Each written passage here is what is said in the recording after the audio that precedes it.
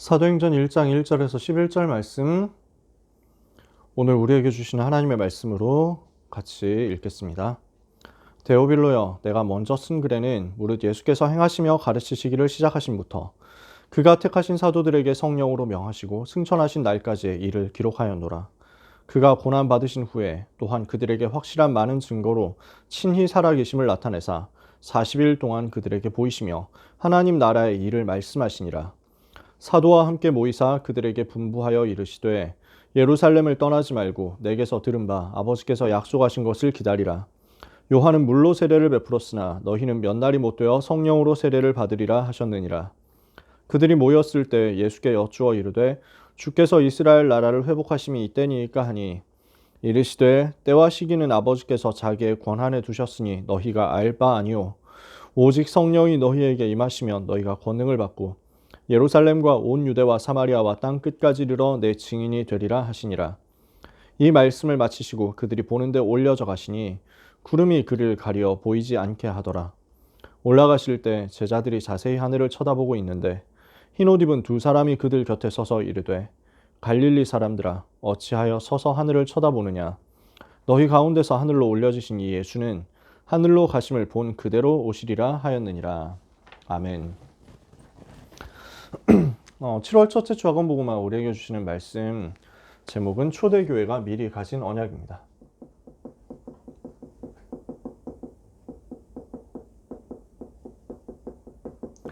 초대교회가 무엇을 미리 가지고 있었기 때문에 세계를 정복할 수 있었느냐라는 것에 대해서 7월 한 달 동안 우리가 말씀을 봤습니다.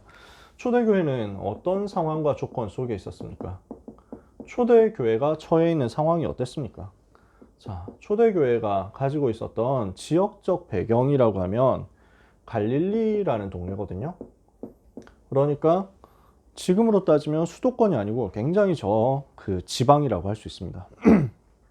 지방 중에서도 굉장히 좀 경제력이 약한 시골 동네 이렇게 생각하시면 됩니다. 갈릴리 사람들이었어요. 그리고 이 사람들의 학력이 어땠냐? 우리식으로 따지면 거의 초등학생 수준 정도였습니다. 초등학교 졸업 정도. 그러니까 기본 교육은 회당에서 받았는데 그 이상의 고등 교육은 받지 못했어요. 이 사람들이 대체로 갈릴리 호수에서 고기를 잡던 어부들이었거든요. 이게 이 사람들이 처해있던 조건이었습니다. 능력은 어느 정도 있었냐, 실력이 어느 정도 있었냐, 대부분 재산이라는 게 없었어요.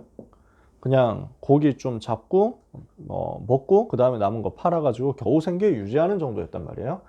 갈릴리 동네 출신, 어부 출신, 가난한 사람들, 이게 지금 초대교회의 구성 요소였습니다. 근데다가 더 문제가 되는 건 이 사람들이 어떤 상황에 처해 있었냐, 굉장히 소수 집단이었어요. 근데 이 소수의 초대교회 120명밖에 안 됐단 말이에요. 당장은 이 120명에 모인 소수의 사람들을 다수인 바리새교회, 유대교, 이 사람들이 핍박하는 상황이었습니다. 아주 혹독한 핍박을 하는 상황이었죠. 어느 정도 핍박했습니까? 예수님을 십자가에 못 박아 죽였잖아요. 그 정도로 굉장히 심한 핍박을 하고 있었단 말입니다. 그러니까 사회생활을 할 수 없도록 아예 단절되어 버렸어요. 이 사람들은요. 이단이라고 하는 그런 누명을 썼기 때문에.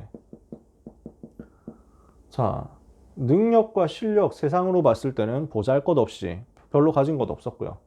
상황 자체는 굉장히 어려운 위기 상황이었는데 근데 이 사람들은 어떻게 했습니까? 아무도 하지 못했었던 로마 정복이라는 세계 정복이라는 열매를 맺은 겁니다. 이런 조건 속에서 근데 초대교회가 세계를 정복했다. 이 말은 무엇을 말합니까? 우리에게는 어떤 것도 핑계가 되지 않는다는 것을 말합니다. 그래서 여러분, 우리는 지금부터 핑계 없습니다. No excuse예요. 우리는 어떤 상황에 대해서도 다른 말 할 필요가 없습니다. 이유가 없습니다. 정말 우리가 언약 붙잡으면 하나님은 성령 충만을 주실 겁니다. 이 성령 충만 받으면 우리는 절대 가능의 응답을 받게 될 것입니다. 상황은 절대 불가능이었단 말이에요. 근데 하나님이 역사하시니까 절대 가능으로 바뀌어버렸다고요. 어떻게 했길래 이게 가능했느냐? 성령 충만 받아버리니까 가능하더라. 절대 불가능을 절대 가능하게 하는 역사는 어디에서 왔습니까? 성령 충만에서 왔습니다. 그러면 성령 충만은 언제 옵니까? 언약 제대로 붙잡고 기도할 때 옵니다. 오늘 우리가 언약을 제대로 잡았다. 그렇다면 하나님은 성령으로 역사하시게 되어 있습니다. 오늘 우리가 언약을 제대로 잡고 기도한다. 바르게 기도한다. 하나님은 거기에 세계를 정복할 수 있는 절대 가능의 응답을 주실 것입니다. 오늘 귀한 모든 렘넌트와 전도자 사명자들에게 하나님만이 주시는 절대 가능의 역사가 임하게 되기를 예수님의 이름으로 축복합니다. 그렇다면 초대교회가 무슨 언약을 붙잡았기 때문에 절대 가능의 성령의 역사를 체험했느냐는 거예요. 그게 오늘의 주제입니다. 무슨 언약을 붙잡았느냐? 우리가 잘 알고 있는 내용입니다. 예수님이 그리스도라는 언약을 절대 언약으로 붙잡은 것입니다. 사도행전 1장 1절에 데오빌로여 내가 먼저 쓴 글에는 누가가 이렇게 시작합니다. 먼저 쓴 글은 누가복음이죠. 누가복음에서 계속 얘기했던 주제는 뭡니까? 예수가 곧 그리스도라는 그 말씀이죠. 하나님이 예수님을 그리스도로 보내사 인간의 모든 문제를 해결한 것입니다. 이것을 초대교회가 언약으로 붙잡았기 때문에 초대교회는 무너지지 않았습니다. 오늘 우리가 붙잡아야 될 가장 근본 언약, 제일 첫 번째가 예수가 그리스도라는 이 언약입니다. 하나님은 처음부터 복음을 주셨어요. 그리고 이 복음이 계속 흘러와서 여기까지 오게 만드셨어요. 성경의 흐름은 곧 복음의 흐름이에요. 하나님은 무엇을 주셨습니까? 창세기 3장 인간이 완전히 하나님을 떠나서 죄에 빠져서 마귀 자녀되면서 멸망하게 되었을 그때 바로 거기에서 빠져나오는 답을 주셨어요. 이 저주 문제에서 빠져나오는 답이 뭐냐? 창세기 3장의 근본 문제에서 해방되는 해답이 무엇이냐? 죄와 사단과 지옥의 모든 배경에서 빠져나올 수 있도록 여자의 후손을 보내사 사탄의 머리를 박살내게 만들겠다. 이것을 주신 것입니다. 여자의 후손을 보내사 뱀의 머리, 사단의 머리를 박살내겠다. 이것이 하나님이 주신 해답이었습니다. 이것이 하나님이 주신 방법이었습니다. 그 여자의 후손으로 오실 메시아를 설명하기 위해서 네피림 시대에는 재앙 막는 방주의 언약을 주셨습니다. 누구든지 이 배 안으로 들어가면 산다는 거죠. 누구든지 이 방주 안으로 들어가면 산다는 거죠. 이게 하나님이 주신 약속이었어요. 이 방주 안에 그리스도 안에 들어가면 멸망에서 빠져나온다. 이것을 설명하려고 이스라엘 백성이 언약을 놓치고 있다가 노예가 되었을 때 애굽에서 빠져나오는 답으로 희생 제사라는 단어를 주셨습니다. 누구든지 양의 피를 바르면 산다는 거예요. 누구든지 어린 양의 보혈을 믿으면 산다. 누구든지 오실 메시아의 그 보혈을 바라보면 산다. 이것이 흐름으로 계속 이어집니다. 복음 놓쳐서 이스라엘이 멸망당하고 포로가 되었을 그때 하나님은 또다시 약속의 말씀을 주십니다. 보라, 처녀가 잉태하여 아들을 낳을 것이요 그 이름을 임마누엘이라 하리라. 하나님께서 우리와 함께 계신다. 그 말이 임마누엘이잖아요. 하나님이 우리와 함께 하시기 위해서 처녀가 잉태하여 아들을 낳을 것이요 그 이름을 임마누엘이라 하리라. 이렇게 해서 사람의 몸을 입고 직접 오시겠다고 약속하신 것입니다. 그 약속이 성취됐습니다. 누굽니까? 예수님이 바로 그리스도신 것입니다. 마태복음 16장 16절에 주는 그리스도시요 살아계신 하나님의 아들이십니다. 예수님이 곧 그리스도로 오사 구약 성경에 예언되었었던 그 예언대로 그 모든 복음의 흐름을 직접 성취하신 것입니다. 어디에서 성취하셨습니까? 갈보리산 십자가에서 성취하셨습니다. 십자가 사건을 통해서 예수님은 죽으시고 부활하심으로 모든 문제를 해결하셨습니다. 요한복음 19장 30절에 내가 다 이루었다. 예수님은 십자가에서 다 이루셨어요. 무엇을 다 이루셨습니까? 인간 스스로는 절대 해결할 수 없는 인간의 모든 문제 해결이라는 그 일을 이루신 것입니다. 무슨 문제입니까? 인간은 하나님을 떠나서 죄에 빠져서 마귀의 자녀 됐잖아요. 요 세 가지의 근본 문제를 그리스도께서 해결하셨다고요. 죄와 사단과 지옥의 모든 문제를 단번에 해결하셨다. 그게 십자가, 갈보리산 십자가 사건이에요. 예수님은 인간의 모든 문제를 해결하시기 위해서 죄의 저주를 해결하시기 위해서 직접 죄의 모든 저주를 짊어지고 고난당하시고 피 흘리시고 죽으셨습니다. 십자가에서 피 흘려 죽으신 그리스도가 우리를 위한 희생 제물, 대속의 제물이 되사 모든 죄의 저주에서 우리를 해방시킨 것입니다. 마가복음 10장 45절에 인자가 온 것은 섬김을 받으려 함이 아니라 섬기려 하고 많은 사람을 위하여 자기의 목숨을 대속물로 내어주기 위함이니라. 그래서 희생 제사라고 예언되었던 것처럼 그리스도께서는 희생의 제물이 되어서 십자가에서 죽으시고 그리고 죄의 모든 저주를 이겼다는 증거로 부활하심으로써 죄와 저주에서 인간을 해방해냈죠. 로마서 8장 2절에 그리스도 예수 안에 있는 자는 생명의 성령의 법에 지배를 받기 때문에 죄와 사망의 법에서 해방된 것이다. 그것을 보고 참 제사장이라고 하죠. 예수님이 무슨 일을 하셨습니까? 지금도 역사하고 있는 사단의 권세에서 인간을 건져내셨어요. 요한복음 8장 44절, 죄를 짓는 자는 마귀에게 속하나니 마귀는 처음부터 범죄함이라 그랬잖아요. 요한복음 8장 44절에 너희는 너희 아비 마귀에게서 났으니 너희 아비의 욕심대로 너희도 행하고자 하느니라 그랬잖아요.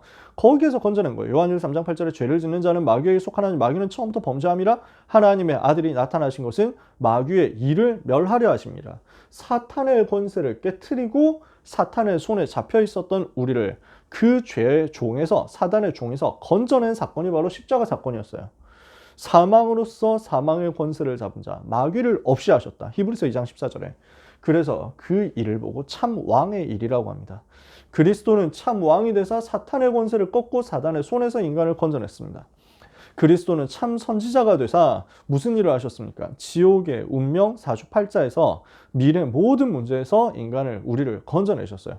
요한복음 14장 6절에 내가 곧 길이요 진리요 생명이니 나로 말미암지 않고는 아버지께로 올 자가 없느니라. 기름 부음 받은 자 그리스도는 참 제사장으로, 참 왕으로, 참 선지자로 인간의 모든 문제를 해결했습니다. 이 사건이 바로 십자가 사건입니다. 초대교회는 무슨 언약 붙잡고 있었느냐?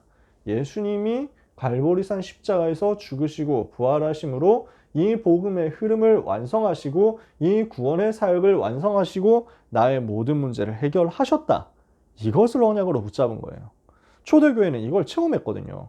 마가다락방에 모인 이 사람들이 보잘것 없어 보이지만 그러나 갈보리산 십자가 사건을 본 사람이었습니다. 그리고 부활하신 주님을 만난 사람들이었습니다.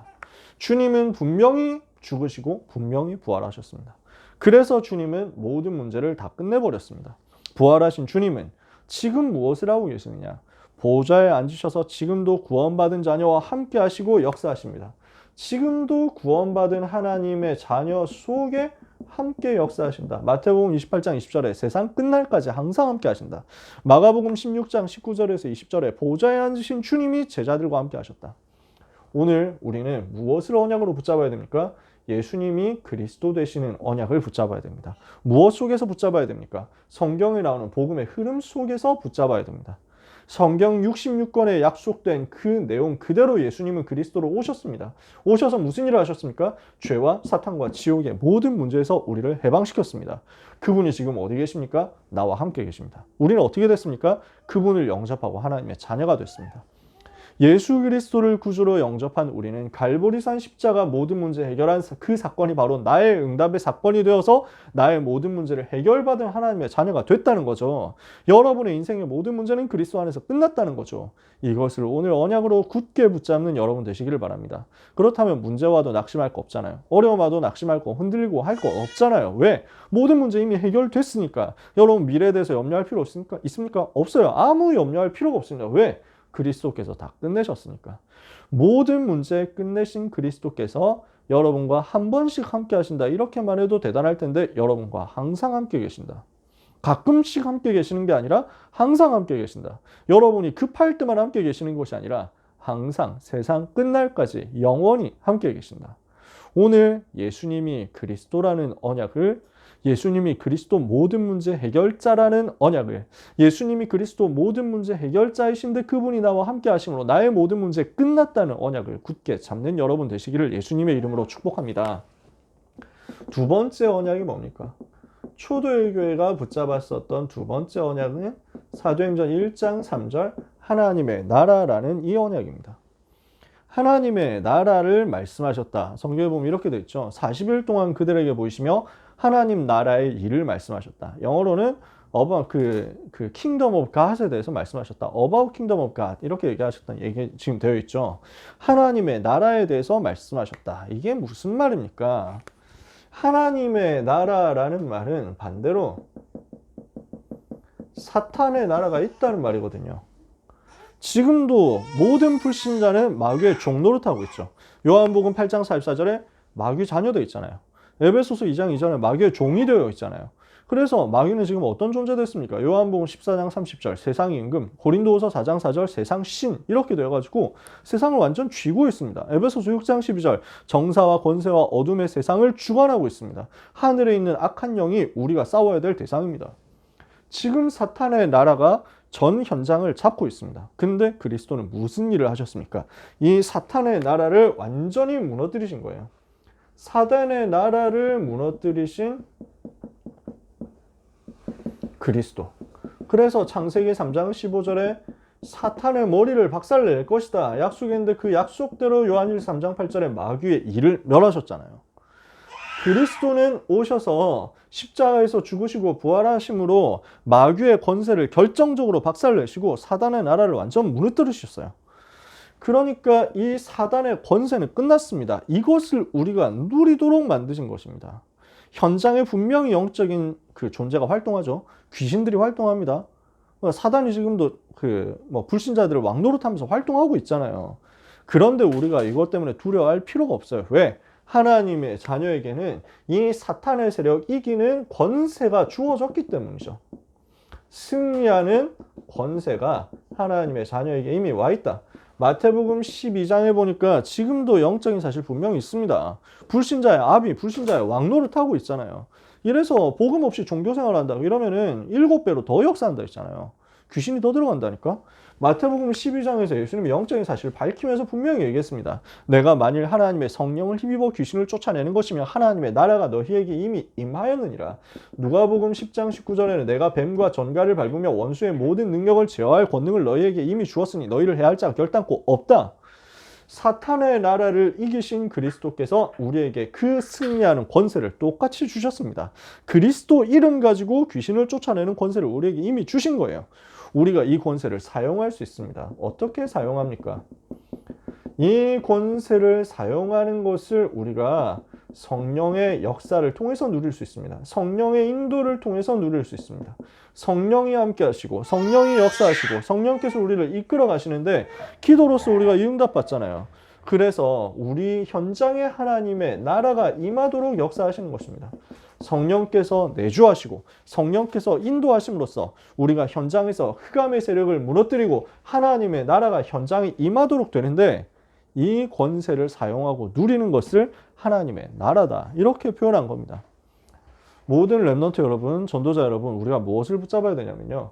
예수님이 그리스도 되셨기 때문에 나의 모든 문제 해결하셨기 때문에 나는 예수님을 영접하고 하나님 자녀 됐기 때문에 내 모든 문제 끝났고 나는 더 이상 염려할 거 없다. 이거 붙잡아야 돼요. 염려할 것 하나도 없는 우리가 그러나 현장에서 해야 될 것이 있는데 복음을 누리는 거예요. 나에게 이미 주어진 복음을 누리면서 그 복음 안에서 주어진 신분과 권세를 사용하는 거예요. 내 안에 와 있는 성령의 내주, 성령의 인도, 성령의 역사, 그 신분을 누리고 나에게 이미 주어진 예수 그리스도 이름으로 사용할 수 있는 사탄 결박 천사 동원 천국 시민 세계 정복의 권세를 누리는 겁니다.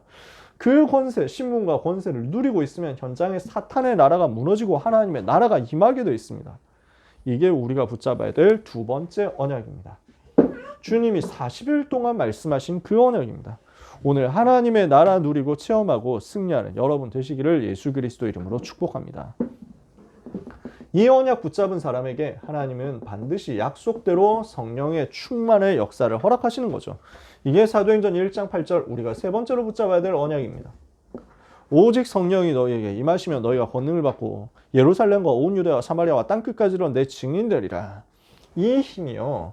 오직 성령 충만 받고 권능 받는 이 증인되는 힘이 렘넌트 7명이 가진 힘이었어요. 렘넌트 7명이 어떤 힘을 가지고 있었느냐? 시간이 없고 공간이 없으니까 다 쓸 수 없습니다. 창세기 41장 38절에 요셉은 무슨 힘을 가지고 있었어요? 여호와의 영으로 완전 감동되는 힘을 가지고 있었어요. 바로 왕이 요셉을 보고 얘기하잖아요. 파라오가 지금 얘기하잖아요. 이와 같이 하나님의 신에 감동된 사람을 우리가 어디에서 찾을 수 있으리요? 출애굽기 3장에서 모세가 호렙산에서 하나님이 주시는 영적인 큰 힘을 얻은 것입니다. 사무엘상 3장에 사무엘이 언약궤 앞에서 하나님의 음성을 들으면서 하나님의 영으로 충만해지는 그 힘을 얻은 것입니다. 사무엘상 16장 13절에 다윗이 이날 이후로 여호와의 신에 크게 감동되니라. 열왕기하 2장 9절에서 11절에 엘리사는 갑절의 영감을 얻었죠. 이사야 6장 1절에 13절 보좌의 비밀과 배경과 이 속에서 주어지는 영적인 힘을 이사야가 얻고 미래 살리는 메시지 심부름을 한 것입니다. 디모데후서 2장 1절에 이것을 아는 바울이 내 아들아 네가 그리스도 예수 안에 있는 은혜 가운데서 강해라. 렘넌트 7명이 누렸던 이 힘이 우리에게 똑같이 회복되도록 우리는 약속을 붙잡아야 되겠습니다. 오늘 요셉이 가졌던 이 힘, 다윗이 가졌던 이 힘이 우리 렘넌트의 힘이 되기를 축복합니다. 그러면 이 약속하신 능력이 임할 때 어떤 일이 일어납니까? 요엘서 2장 28절에 보니까요. 내 영을 남종과 여종들에게 다 부어주겠다. 우리 주님이 이렇게 말씀하십니다. 반드시 성령을 보내겠다. 성령을 보내가지고 충만하게 역사하겠다. 이렇게 되면 어떻게 되느냐? 너희의 자녀들은 예언하게 될 것이다. 너희 청년들은 환상을 보게 될 것이다. 너희 아비들은 꿈을 꾸게 될 것이다. 이게 무엇을 말합니까? 하나님이 우리에게 주시는 비전이 보인다는 거예요. 하나님이 우리에게 주시는 꿈이 보인다는 거예요.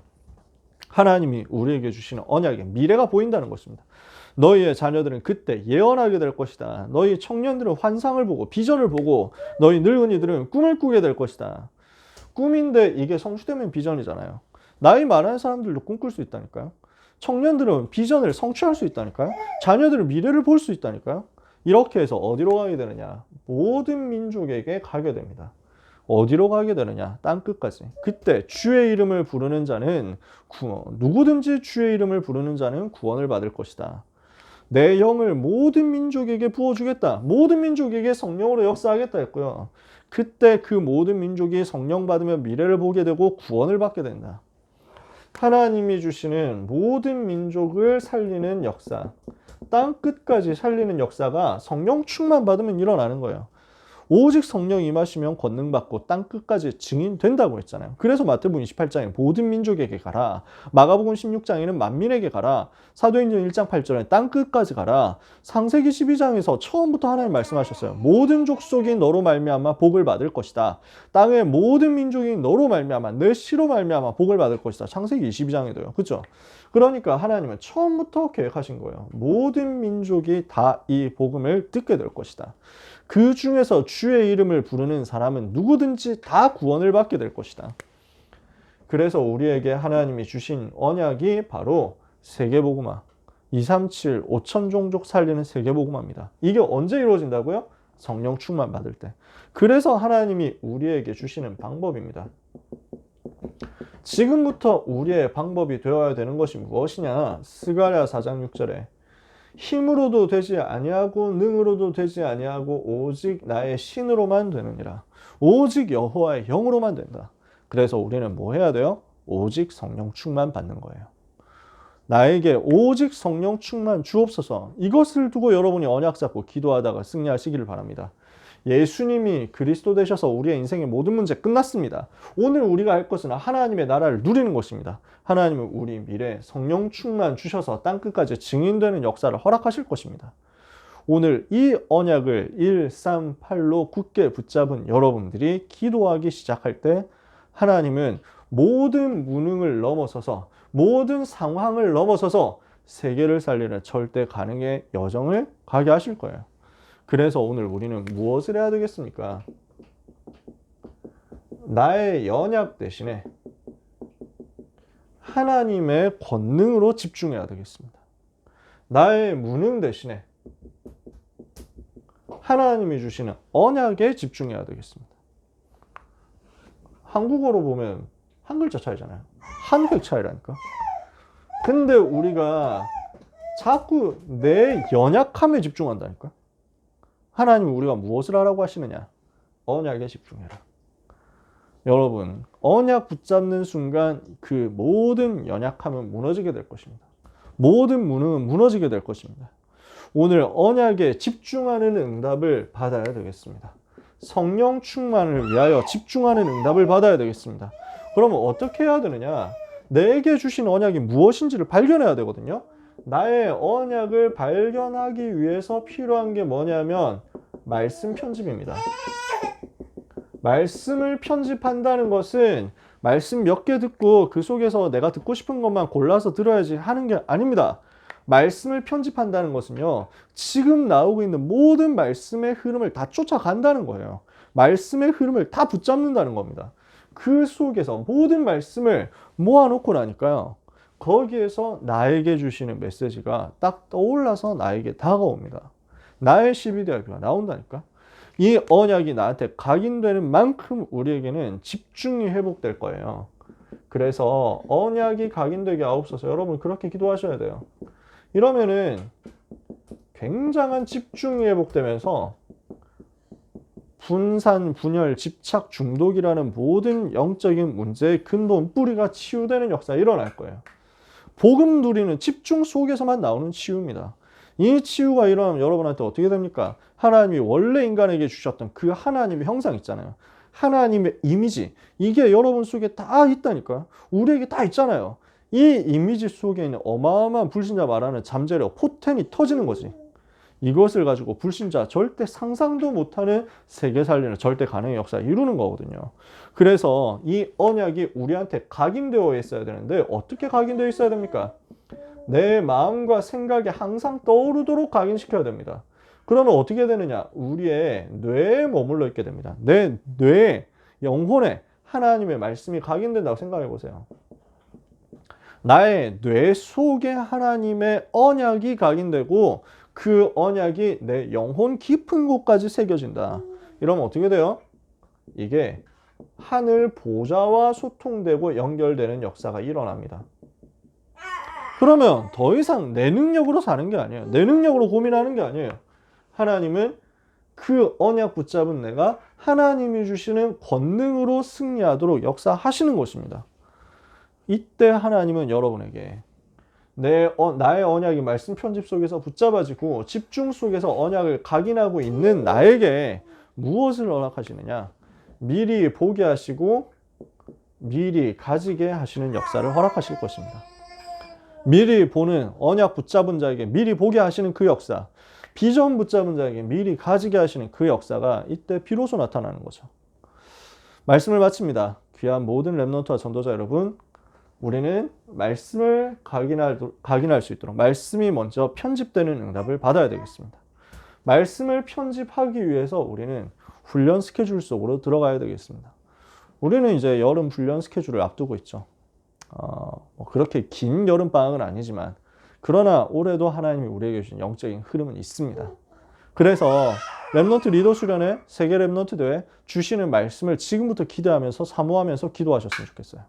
우리에게 주시는 언약의 말씀, 여름 훈련 속에서 주어질 그 언약의 말씀이 나에게 편집되게 하옵소서. 그 속에서 나의 영원한 언약이 발견되고 이것을 가지고 나에게 각인시킴으로 마음과 생각과 뇌와 영혼을 완전히 치유하는 역사가 일어나게 하옵소서.